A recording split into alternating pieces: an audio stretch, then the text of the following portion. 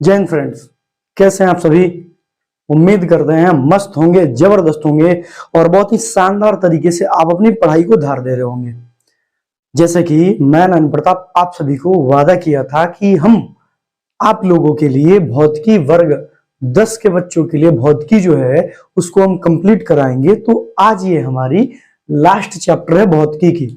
ठीक है, जिन बच्चों का एग्जाम 2025 में होने वाला है वो बच्चे इस चैनल पर अपनी पढ़ाई बहुत ही शानदार तरीके से कर सकते हैं, क्योंकि इस चैनल पर हम फिजिक्स तो पढ़ाएंगे ही, जैसे ही ये चैप्टर आपका समाप्त होगा हम साथ साथ में केमिस्ट्री की शुरुआत कर देंगे और जैसे ही केमिस्ट्री समाप्त होगा फिर हम बायोलॉजी की ओर मूव करेंगे। इसलिए हम आपसे छोटी सी गुजारिश चाहेंगे, छोटी सी रिक्वेस्ट चाहेंगे कि यदि आप इस चैनल पर पहली बार आए हैं तो इस चैनल को जरूर सब्सक्राइब कर लें और दोस्तों के साथ भी जरूर शेयर करें, ताकि वे दोस्त भी इस चैनल का लाभ उठा पाएं और व्यूज और लाइक्स बढ़ें, सब्सक्राइबर बढ़ें, जिससे कि हमारा भी मनोबल बढ़े और मैं मोटिवेट हो पाऊं और आपके लिए और भी दुगनी अंदाज में, दुगनी एनर्जी के साथ आपके लिए वीडियो बना पाऊं। ठीक है, इसलिए आप इस चैनल को खूब शेयर करें, इस चैनल को खूब शेयर करें ताकि सभी के पास ये वीडियो पहुंचती रहे। तो आज हमारा कौन सा चैप्टर होने वाला है? तो आज जो हमारा चैप्टर होने वाला है उस चैप्टर का नाम है ऊर्जा का स्रोत, सोर्स ऑफ एनर्जी, और this is the first video of this chapter. और इस चैप्टर का ये पहला वीडियो है, मतलब डे 1 है। और इस डे 1 में हम क्या जानेंगे? पहले तो कुछ बेसिक चीजें जानेंगे और फिर उसके बाद हम अपने चैप्टर की ओर मूव करेंगे। ठीक है, हमारे पढ़ाने का तरीका मालूम है आपको, पहले हम समझाते हैं, फिर बोर्ड पे लिखते हैं, स्क्रीनशॉट लेने के लिए आपको समय देते हैं और फिर हम आगे बढ़ते हैं। ठीक है, तो चलिए शुरू करते हैं। देखिए, हमारे चैप्टर का नाम है जैसा कि सोर्स ऑफ एनर्जी, ऊर्जा के स्रोत, मतलब सोर्स ऑफ एनर्जी। अब ऊर्जा के स्रोत को जानने से पहले हमें जानना चाहिए कि ऊर्जा क्या होती है। तो एक मिनट, थोड़ा सा पानी पी ले।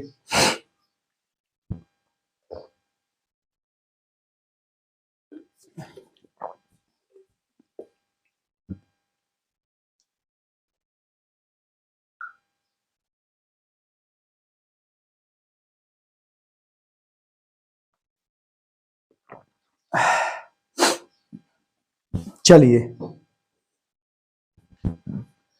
सोकर उठे थे, वीडियो बना रहे हैं। चलिए देखिए, यहां पर क्या है, हमारे पास पहला पॉइंट आता है कि ऊर्जा क्या है, एनर्जी क्या है। ENERGY, एनर्जी क्या है? तो देखिए, जनरली जो है ना, हम बोलते रहते हैं कि भोजपुरी भाषा में क्या होता है कि छोटे बच्चे होते हैं तो उनसे हम क्या बोलते रहते हैं, हम ये बोलते रहते हैं कि तारा से ही ना हुई, तारा में एनर्जी बा, तारा में दम बा, ऐसे ऐसे बोलते हैं ना। आप भी जानते हैं भोजपुरी भाषा में बोलते रहते हैं तारा से ही ना हुई, तारा में एनर्जी बा, ऊर्जा नहीं है, तारा में एनर्जी नहीं है। अब इस एनर्जी का मतलब हम किससे कर रहे हैं? हम किसी काम के लिए कहते हैं। जैसे कोई काम होगा तो हम कहते हैं कि तारा से ही काम ना हो, एनर्जी बा तारा में। इसका मतलब ये है कि अगर ऊर्जा को मापना है तो हमें कार्य से उसको रिलेट करना पड़ेगा। ऊर्जा को मापना है तो हमें किससे रिलेट करना पड़ेगा? कार्य से, यानी कि कार्य करने की क्षमता हमारी ऊर्जा कहलाती है। तो फिर शक्ति क्या होती है? तो कार्य करने की जो समय दर होती है उसे शक्ति कहते हैं। दोनों चीज को समझ लीजिए, तब जाके हम ऊर्जा के स्रोत की ओर बढ़ेंगे। हम यहां पर क्या बोले? हम बोले कि कार्य करने की जो क्षमता होती है उसे हम क्या कहते हैं? ऊर्जा कहते हैं। कार्य करने की क्षमता को ऊर्जा कहते हैं। कार्य करने की क्षमता को क्या कहते हैं? ऊर्जा कहते हैं। ऊर्जा कहते हैं। कार्य करने की क्षमता को क्या कहते हैं? ऊर्जा कहते हैं। ये बात हम जानते हैं। तो फिर यहां पर एक आती है पॉइंट, जैसे कि शक्ति। शक्ति यानी पावर क्या है? पावर, ठीक है, शक्ति किसे कहते हैं? तो ये टर्म जनरली इस चैप्टर से संबंधित नहीं है, लेकिन लगे हाथ इसको भी क्लियर कर दें तो आपके लिए बहुत ही सहूलियत मिलेगी आपको इस चैप्टर को समझने में। शक्ति क्या है, तो यहां पर आता है कार्य करने के दर को, कार्य करने की दर को क्या कहते हैं, दर को शक्ति कहते हैं, शक्ति कहते हैं। अब आप नहीं समझे होंगे कि आखिर ये किस दर की बात कर रहा है। तो देखो, दर के लिए हम समय यूज करते हैं। दर के लिए क्या यूज करते हैं, समय। तो अगर हम यहाँ पर एक एग्जाम्पल दें और समझाएं, जैसे कि शक्ति के लिए, तो शक्ति बराबर होता है कार्य बट्टे समय, कार्य बट्टे समय। जनरली हम आपको एग्जाम्पल से समझा रहे हैं, उससे समझिए। हमें क्या करना है कि ये हमारा घर है और घर हमारा कहाँ पर है, पिलोई में है, ठीक है। ये हमारा घर है जो कि पिलोई में है, और यहां से हमें जाना है कोहड़ा, जो कि हमारे घर से 3 किलोमीटर, माफ कीजिए 3 किलोमीटर नहीं है, 1.5 किलोमीटर है, लेकिन हम 2 किलोमीटर लिख रहे हैं, ठीक है। 2 किलोमीटर की दूरी पर है पिलोई से कोहरा। अब इस पिलोई से कोहरा यदि हमें जाना है, तो जाने के लिए, पिलोई से यदि हमें कोहरा जाना है, तो जाने के लिए आप ये बात अच्छी तरीके से जानते हैं कि हमें एनर्जी चाहिए, तभी तो हम कोई कार्य कर पाएंगे, पिलोई से कोहरा जा पाएंगे। लाजिमी सी बात है कि हमें कार्य करना है। क्या करना है, कार्य करना है, कार्य करना है। अब कार्य करना है तो हमारे पास ऊर्जा होनी चाहिए, तभी तो हम कोई कार्य कर पाएंगे। कार्य करना है तो हमें ऊर्जा चाहिए। अब दूसरा पॉइंट कि अगर हम पिलोई से कोहरा जा रहे हैं, तो यहां पर हम ऐसे भी जा सकते हैं कि इसको जाने में हम 2 घंटे का समय लगाएं, ऐसे भी हो सकता है। और ऐसा भी हो सकता है कि यहां से यहां तक जाने के लिए हम 2 मिनट का समय लगाएं। समझ रहे हैं? ऐसा भी तो हो सकता है कि पिलोई से कोहरा जाने में हमें 2 घंटे का समय लगे। 2 घंटे की जगह पर लिख लो 20 मिनट, ठीक है, नहीं तो सारा लॉजिक ही गड़बड़ हो जाएगा, ठीक है। तो देखो, मान लो कि मैं पैदल जा रहा हूं तो 20 मिनट लग रहे हैं, और यदि बाइक से जा रहा हूं तो 2 मिनट लग रहे हैं, ठीक है। तो यहां पर जानते हैं कि पैदल जब गए ना हम, तो पैदल गए तो हमारी शक्ति जो है वो हुई कम, और जब हम गाड़ी से गए तो शक्ति बढ़ गई ज्यादा। शक्ति को पी से सूचित करते हैं, तो शक्ति जो है हमारी हो गई ज्यादा। अब इसका मतलब समझ रहे हैं हम क्या बोलना चाह रहे हैं, इसको हम एक दूसरे से समझाना चाहते हैं। वही पिलोई है, वही कोहरा है, वही पिलोई है, वही कोहरा है। जाना है तो एक बार आप टहलते हुए भी जा सकते हैं, और एक बार दौड़ते हुए भी जा सकते हैं।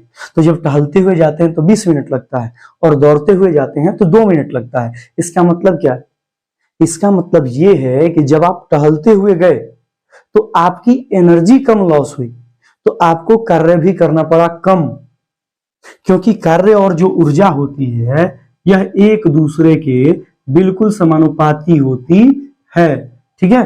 कार्य जितना ज्यादा, एनर्जी उतना ज्यादा लॉस, कार्य जितना कम, एनर्जी उतना कम लॉस, ये एक दूसरे से संबंधित होते हैं। क्लियर है? और अगर बात करें हम कोहरा जा रहे थे तो दौड़ के जाएंगे एक बार, और एक बार कैसे जाएंगे, हम पैदल जा रहे हैं टहलते हुए। तो दौड़ के जाएंगे ना, तो दौड़ के जाने में हमें समय क्या लगेगा, समय लगेगा कम, तो एनर्जी ज्यादा कंज्यूम होगी, और एनर्जी ज्यादा कंज्यूम होगी तो कार्य ज्यादा होगा। समझ रहे हैं ना?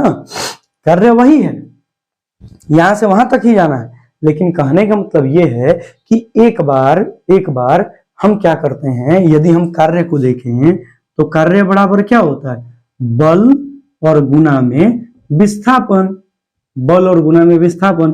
तो विस्थापन हमारा 2 किलोमीटर जाना ही है, ठीक है। तो एक बार आप बल ज्यादा लगाएंगे और एक बार आप बल क्या लगाएंगे, ज्यादा लगाएंगे, तो यहां पर कार्य जो होगा वो कार्य क्या होगा, ज्यादा होगा।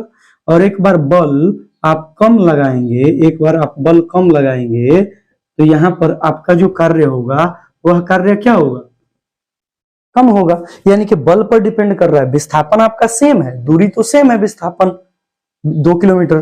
तो एक बार आप ज्यादा बल लगाएंगे तो आपका ज्यादा एनर्जी ना लॉस होगा जी, और ज्यादा एनर्जी लॉस हुआ मतलब कार्य आप ज्यादा किए। इसीलिए कार्य ऊर्जा एक दूसरे के क्या होते हैं, डायरेक्टली प्रोपोर्शनल होते हैं। लेकिन अब सुनो, ध्यान देना कि यदि आप दौड़ के गए, अब देखो यहां पर अब शक्ति से संबंध रखते हैं, तो शक्ति बराबर P बराबर W/T। तो कार्य एक बार क्या हुआ, कार्य एक बार जब हम दौड़ कर गए, क्या हुए, दौड़ कर गए तो हमें बल ज्यादा लगाना पड़ा, दौड़ कर गए तो बल ज्यादा लगाना पड़ा, तो कार्य हुआ कैसा, कार्य हुआ ज्यादा। ये ध्यान देना, कार्य हुआ ज्यादा। और यदि आप दौड़ कर जाएंगे तो समय ज्यादा लगेगा कि कम, कम लगेगा, 2 मिनट, यानी कि 2 मिनट समय लगेगा कम, समय क्या लगेगा, कम। और समय कम लगा, आप देखो समय कम लगा तो आपकी शक्ति क्या हो जाएगी, बढ़ जाएगी। और वही चीज तो हम यहाँ पर बताए हैं, यही चीज तो बताए हैं कि यदि आप P बराबर W/T देखें, तो यही चीज तो हम यहाँ पर बताए हैं कि यदि 20 मिनट में गए हैं तो आपकी शक्ति घट गई, और 2 मिनट में गए हैं तो आपकी शक्ति बढ़ गई। तो समय कम, समय यहाँ पर क्या है, कम, तो समय कम लगा तो शक्ति बढ़ गई। अच्छा, दूसरी बात कि यदि आप ध्यान देना, शक्ति बराबर कार्य बटे समय। यदि आप कार्य को कर रहे हैं कम, मतलब यदि आप बल लगा रहे हैं कम तो कार्य हो रहा है कम। तो कार्य जब हुआ कम तो ध्यान रहे, और समय क्या लगेगा, ज्यादा। कार्य कम कब हुआ, जब आप बल कम लगाए, बल कम लगाए तो एनर्जी आपका कम खर्च होगा, एनर्जी कम खर्च होगा मतलब आपको समय लगेगा ज्यादा, मतलब 20 मिनट, तो समय लगेगा ज्यादा, और समय लगेगा ज्यादा तो शक्ति जो है वो क्या हो जाएगी, घट जाएगी, शक्ति क्या हो जाएगी, घट जाएगी। तो यही तो उल्टा रिलेशन है, देख लीजिए, जब आप समय ज्यादा लगाए तो शक्ति घट गई है, जब आप समय कम लगाए तो शक्ति बढ़ गई। क्लियर है? उम्मीद करते हैं ये सारा कॉन्सेप्ट आपको समझ में आया होगा। ये क्लास 9th का टॉपिक है, हम थोड़ा सा इसमें हम घुसेड़ दिए हैं, लेकिन कोई बात नहीं। वो बोलते हैं ना कि आपको समझ में आना चाहिए, समझ में आपको आया होगा 100%, ऐसी उम्मीद रखते हैं। आगे बढ़ते हैं, हम आगे बढ़े हैं तो हमारे पास अगला पॉइंट क्या आता है वो चीज समझिए कि ये जो ऊर्जा है, इस ऊर्जा का याद रखेंगे, कार्य और ऊर्जा के बीच में संबंध क्या है, कार्य और ऊर्जा जो है वह डायरेक्टली प्रोपोर्शनल है। मतलब कार्य ज्यादा, ऊर्जा लगा ज्यादा, कार्य हुआ कम, ऊर्जा लगा कम। ये पॉइंट आप याद रखेंगे। अच्छा, दूसरे पॉइंट की ओर बढ़ जाएं तो दूसरा पॉइंट हमारे पास क्या होगा, दूसरा पॉइंट ये होगा कि कार्य का मात्रक क्या है, तो कार्य का मात्रक है जूल। कार्य का मात्रक क्या होता है, जूल होता है। कार्य का मात्रक क्या होता है, जूल होता है। और यदि आपको जानकारी हो तो आपको ये भी मालूम ही होगा कि हमारी जो एनर्जी होती है, ऊर्जा का भी मात्रक क्या होता है, जूल होता है।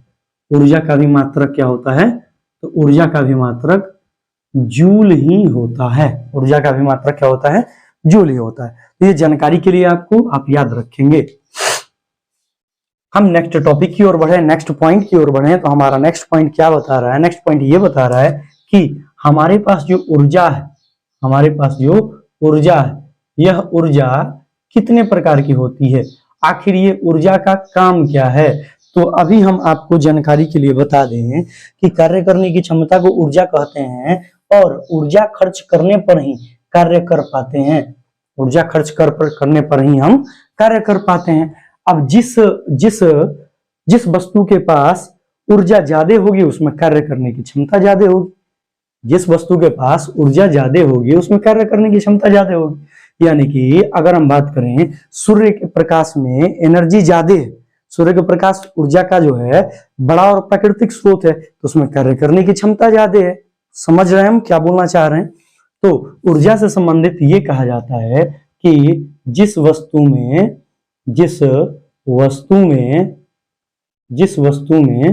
एनर्जी ज्यादा होगी, यानी ऊर्जा ज्यादा होगी, ऊर्जा अधिक होगी, उसमें कार्य करने की क्षमता, उसमें कार्य करने की क्षमता भी क्या होगी, अधिक होगी। कार्य करने की क्षमता भी क्या होगी? अधिक होगी। अब बात होती है अधिक होगी, कार्य करने की क्षमता भी अधिक होगी।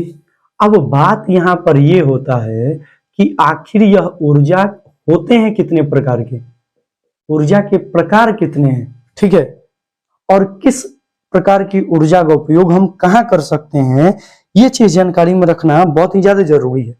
तो यदि हम आपको जानकारी के लिए बताएं तो ऊर्जा जो है, इस ऊर्जा को ध्यान रहे, इस ऊर्जा को हम बाई पार्ट तो नहीं करते हैं, लेकिन इसके बहुत सारे भाग होते हैं।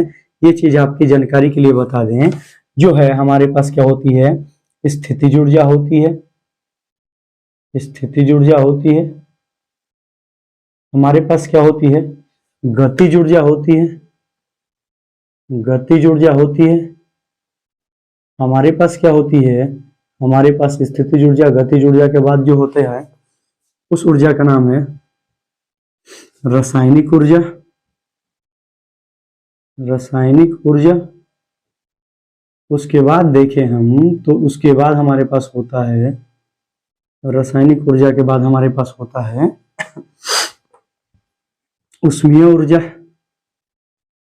उष्मीय ऊर्जा। और उष्मीय ऊर्जा के बाद देखें हम तो हमारे पास क्या होगा, तो उष्मीय ऊर्जा के बाद ऐसा नहीं है कि यह ऊर्जा समाप्त हो गए, उष्मीय ऊर्जा के बाद हमारे पास होता है विद्युतीय ऊर्जा, विद्युतीय ऊर्जा।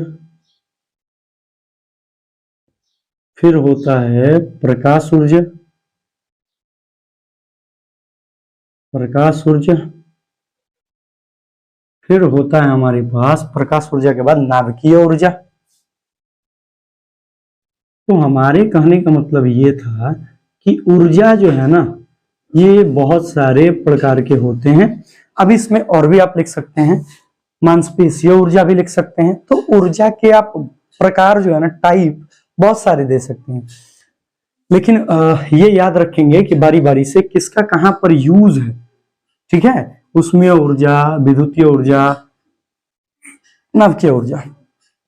स्थितिज ऊर्जा की स्थितिज ऊर्जा का परिभाषा हम क्या देते हैं कि किसी वस्तु की स्थिति के कारण, किसी वस्तु की स्थिति के कारण, किसी वस्तु की किसकी स्थिति के कारण, वस्तु की जगह पर हम कहेंगे पदार्थ, किसी पदार्थ की स्थिति के कारण उसमें संचित ऊर्जा, उसमें संचित ऊर्जा क्या कहलाती है, उसमें संचित जो ऊर्जा होती है वो कौन सी ऊर्जा होती है, स्थितिज ऊर्जा होती है, स्थितिज ऊर्जा कहलाती है। हम आपको एग्जाम्पल के रूप में दिखाते हैं। हमारे पास एक स्प्रिंग है, ये एक स्प्रिंग है, ऐसे खींच दिए, दिख रहा है आप लोगों को। अब इस स्प्रिंग को, इसकी स्थिति हम कैसे रखे हुए, टेंसाइल है, तनाव है, छोड़ेंगे तो ये क्या करेगा, जर्किंग करेगा ऊपर नीचे। तो यहाँ पर क्या हो रहा है, इसमें छोड़ने के बाद, ये जो हम छोड़ रहे हैं, छोड़ने के बाद यहाँ पर आप देखिए इसमें कार्य करने की क्षमता आ रही है। तो ये जो है इसकी स्थिति में परिवर्तन हुआ, इसकी किस में परिवर्तन हुआ, स्थिति में।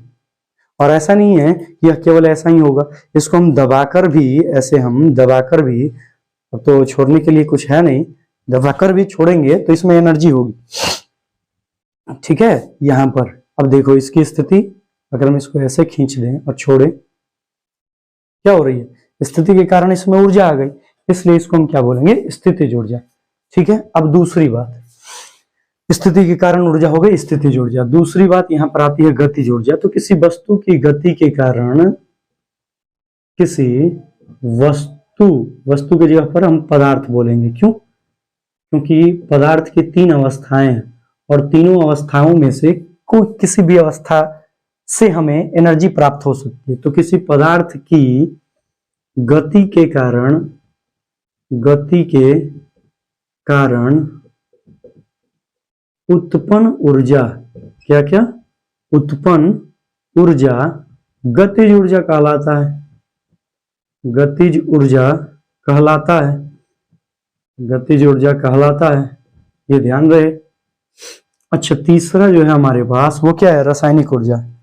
तो किसी पदार्थ में, अच्छा इसके परिभाषा नॉर्मल है, यदि ये मार्कर इसको चला के मारेंगे, इसको चलाएंगे, तो यदि हम इसको ऐसे फेंकेंगे ना, तो फेंकने के कारण बगल वाला जो भी आदमी होगा उसके फेस पर या कहीं पर लगेगा शरीर पर, तो उसके शरीर पर लगने के कारण क्या होगा ना कि उसके शरीर का रूप बदलेगा, आकार आकृति बदलेगी। तो हम पढ़े हैं कि बल व भौतिक कारक जो किसी वस्तु पर लगकर उसकी आकार आकृति रंग रूप, रंग तो नहीं बोलेंगे, आकार आकृति में परिवर्तन कर देता है, गति को विराम कर देता है और विराम को गति में कर देता है, या दिशा बदल देता है, ये सारी चीजें हैं। तो हम क्या बोल रहे हैं कि इस वस्तु में गति जुड़ जाती है, जिसके कारण जब उस व्यक्ति को लगा तो उस वस्तु पर या उस व्यक्ति पर लगा, तो उस व्यक्ति पर बल लगने के कारण क्या होगा, उसके रूप में या आकार आकृति में परिवर्तन होगा। अब हम बल लगाएं तो हमारा मुंह दब गया ना, बल लगाएं तो मुंह दब गया, ये हमारा है बल। बल के कारण जो है हम अपनी आकार आकृति को परिवर्तित कर सकते हैं, बल के कारण इसकी आकार आकृति को परिवर्तित कर दिए, देख रहे हैं, ये चीज है। अब यहां पर बात आती है रासायनिक ऊर्जा। रासायनिक ऊर्जा तो किसी पदार्थ में होने वाले रासायनिक परिवर्तनों, किसी पदार्थ में होने वाले रासायनिक परिवर्तनों के कारण संचित ऊर्जा, रासायनिक परिवर्तनों के कारण संचित ऊर्जा क्या कहलाती है, रासायनिक ऊर्जा कहलाती है। अब हम आपको एग्जाम्पल के लिए बता दें, आपको उदाहरण के लिए बता दें हम कि रासायनिक ऊर्जा का उदाहरण क्या होगा। तो रासायनिक ऊर्जा का उदाहरण होगा, ये आपको एनर्जी दिख रही है ना, यहाँ पर थोड़ा सा ब्लर आया होगा, ये एनर्जी के टाइप है, ध्यान देना। अच्छा, हमारे पास एग्जाम्पल क्या आएगा, एग्जाम्पल ये हो सकता है, हम लोग भोजन करते हैं, भोजन के रूप में हम क्या लेते हैं, ग्लूकोज लेते हैं, कार्बोहाइड्रेट लेते हैं, यही ना। और वो ग्लूकोज जब टूटता है, हमारे शरीर के अंदर ब्रेकडाउन होता है, तो उसके ब्रेकडाउन से हमें मिलती है एनर्जी, और उस एनर्जी के कारण ही हम क्या कर पाते हैं, कोई कार्य कर पाते हैं। तो आप यही देखिए कि हमारे शरीर में जो हम भोजन के रूप में लिए C6H12O6 लिए, जिसको हम ग्लूकोज कहते हैं, अब वो ग्लूकोज के पास कौन सी ऊर्जा थी, रासायनिक ऊर्जा थी, जिसके कारण टूटा, नया पदार्थ बना और उससे हमें एनर्जी मिली। समझ रहे हैं हम क्या बोल रहे हैं। आगे बढ़ जाएं तो ऊष्मीय ऊर्जा, तो ऊष्मीय ऊर्जा की बात करें तो ऊष्मीय ऊर्जा हम कह सकते हैं कि यह किसी वस्तु में संचित वह ऊर्जा होती है जो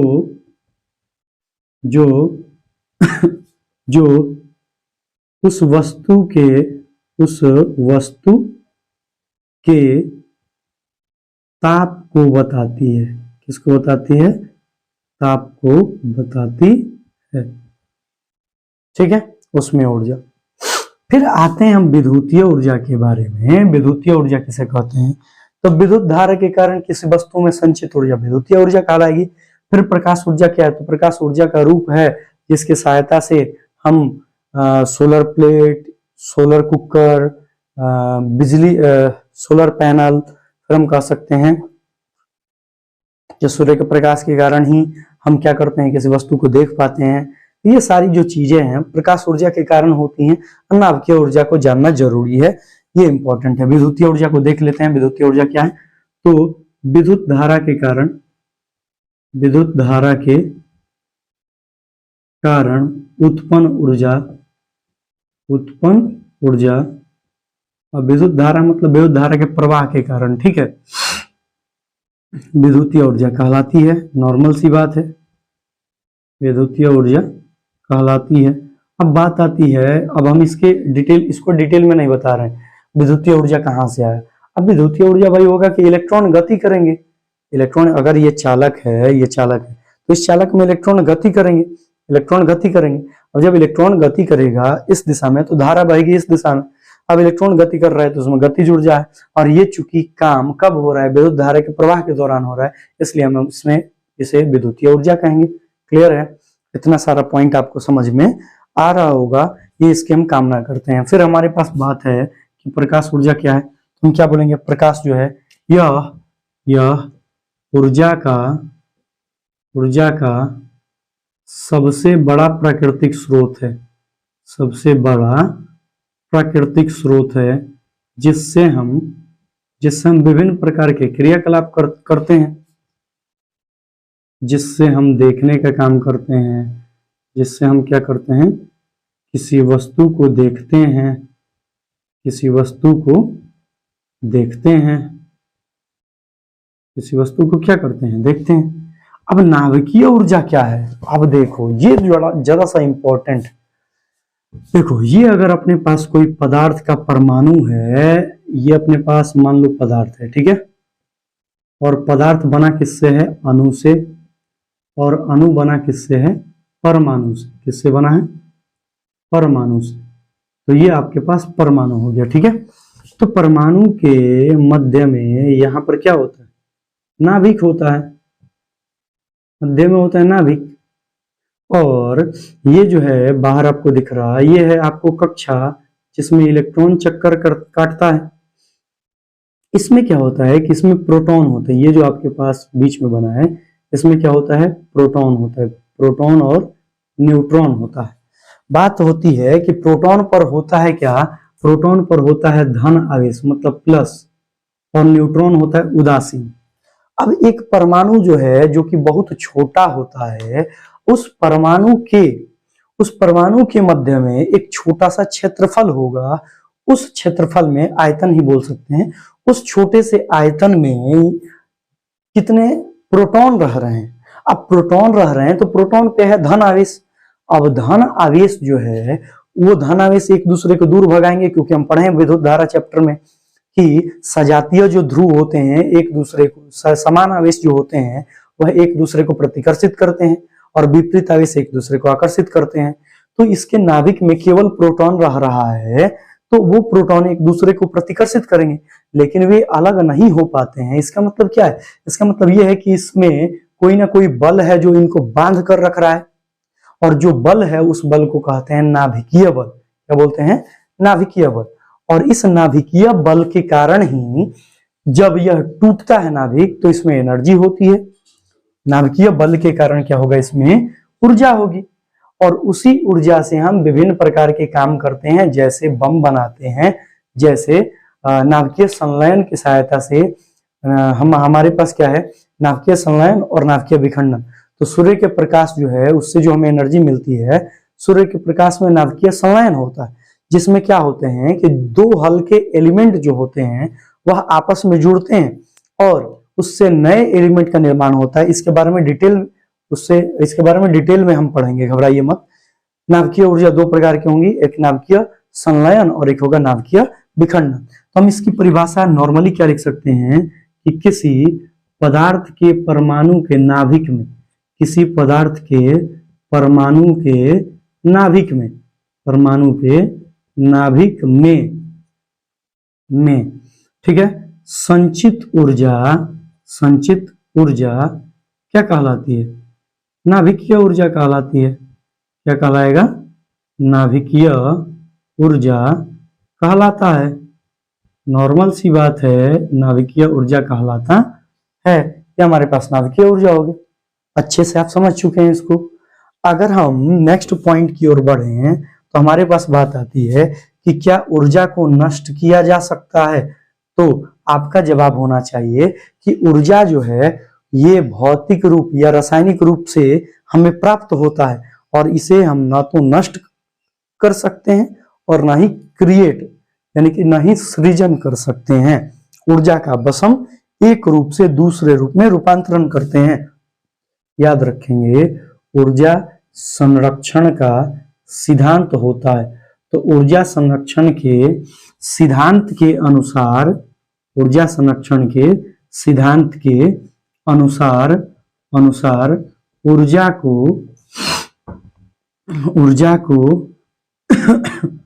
ऊर्जा को न ही नष्ट किया जा सकता है, न ही नष्ट किया जा सकता है और न ही उसका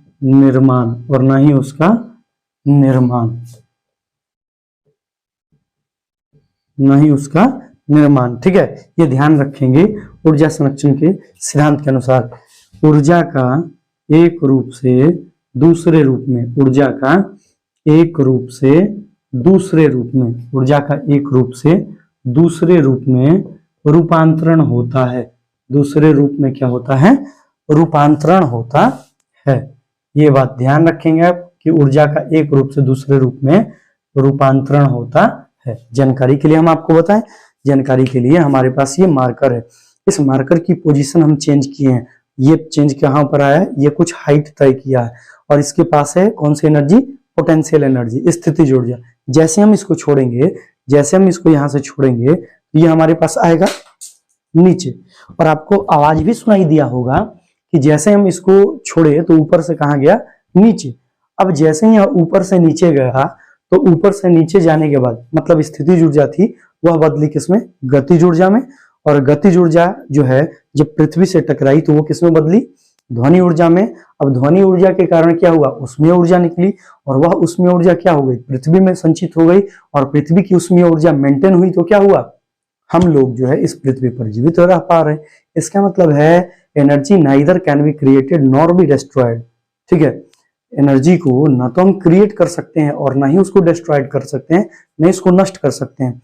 it can be transfer to one form to another form, मतलब इसे हम एक से दूसरे फॉर्म में रूपांतरित करते हैं या कर सकते हैं। क्लियर है? ये आपकी जानकारी के लिए हम बताएं। अब सुनिए कुछ एग्जांपल ले लेते हैं। जैसे अगर हम बात करें, जैसे हम बात करें कि सूर्य का प्रकाश। अब सूर्य के प्रकाश में कौन सी ऊर्जा है? उष्मीय ऊर्जा। कौन सी ऊर्जा है? उष्मीय ऊर्जा। इस उष्मीय ऊर्जा से हम क्या किए? इस उष्मीय ऊर्जा का प्रयोग करके हम सोलर प्लेट से होते हुए बैटरी को चार्ज किए। तो बैटरी में कौन सी ऊर्जा आ गई? बैटरी चार्ज किए तो इसमें बैटरी चार्ज में कौन सी ऊर्जा आ गई? रासायनिक ऊर्जा। कौन सी ऊर्जा आ गई? रासायनिक ऊर्जा। अब इस रासायनिक ऊर्जा से हम क्या करते हैं? बल्ब जला रहे हैं, तो बल्ब जला रहे हैं तो क्या कौन सी ऊर्जा आ जाएगी? प्रकाश ऊर्जा फिर से। तो आप क्या देख रहे हैं कि ऊर्जा को न तो हम नष्ट कर रहे हैं और न ही निर्माण कर रहे हैं, इसे हम एक रूप से दूसरे रूप में रूपांतरित कर रहे हैं। जल्दी से आप इसका स्क्रीनशॉट ले लें। ले लिए स्क्रीनशॉट? तो चलिए, वीडियो कैसा लगा आपको आप हमें कमेंट करके बता सकते हैं। यदि आप इस चैनल पर पहली बार आए हैं तो इस चैनल को सब्सक्राइब कर लें और दोस्तों के साथ जरूर शेयर करें। समय की कमी होने के कारण आज जो है ये वीडियो बहुत ही कम समय की बनी है। फिर जो नेक्स्ट वीडियो होगी उसमें हम बहुत ही अच्छे तरीके से लॉन्ग वीडियो लेंगे। 30 मिनट की वीडियो है ये, अगली वीडियो हमारी 50 मिनट की होगी, ठीक है। तो हम आपसे कहना चाहेंगे कि यदि आप इस चैनल पर पहली बार आए हैं तो प्लीज इस चैनल को सब्सक्राइब करें और नोट्स बनाने हैं आपको तो आप प्लेलिस्ट में जाएं और प्लेलिस्ट से आप उसमें प्लेलिस्ट में वीडियो जो है वो चैप्टर वाइज दिए गए हैं, तो चैप्टर वाइज आप उसका नोट्स बनाएं। इससे आपको आपके एग्जाम के लिए बहुत ज्यादा सहूलियत मिलेगी, जिससे आप न्यूमेरिकल तो कर ही सकते हैं, साथ साथ में ऑब्जेक्टिव सवाल, लघु उत्तरीय सवाल और दीर्घ उत्तरीय सवालों को भी अच्छे से सॉल्व कर पाएंगे, ठीक है। तो उम्मीद करते हैं कि आप हमारी बातों को मानेंगे और चैनल के प्लेलिस्ट में जाएंगे और वीडियो को देखेंगे सीक्वेंस वाइज और नोट्स भी बनाएंगे। हालांकि जो लोग नोट्स बना लेते हैं वो हमसे फोन करके बात कर सकते हैं और वो अपना नोट्स शेयर कर सकते हैं, या अगर जो नोट्स बना लेंगे हम उन्हें अपना नोट्स भी दे सकते हैं, ठीक है, यदि वे कॉल करते हैं तब, ठीक है। तो चलिए इसी के साथ सेशन को समाप्त करते हैं। तब तक के लिए बाय बाय, टेक केयर, धन्यवाद, जय हिंद।